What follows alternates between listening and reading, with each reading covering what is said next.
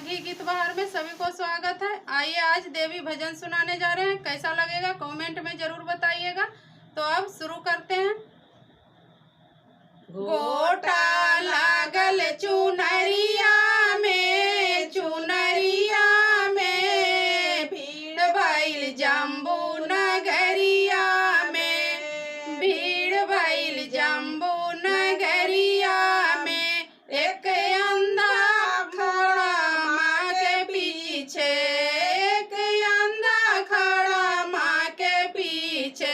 उ तो माँ के चुनरिया खींचे, उ तो माँ के चुनरिया खींचे।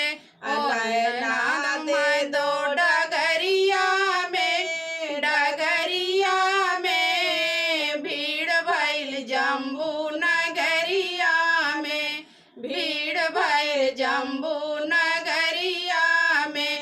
गोटा लागल चुनरिया में, चुनरिया में भीड़ भइल जम्बू नगरिया में, भीड़ भइल जम्बू नगरिया में। एक बालक माँ के पीछे खड़ा है, एक बालक माँ के पीछे खड़ा है।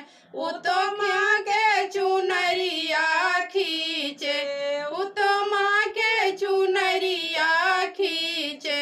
विद्या देंगे डगरिया में, डगरिया में भीड़ भइल जम्बू नगरिया में, भीड़ भइल जम्बू नगरिया में। एक निर्धन पीछे खड़ा है, एक निर्धन पीछे खड़ा है। उ तो माँ के चुनरिया खींचे, उ तो माँ के चुनरिया खींचे।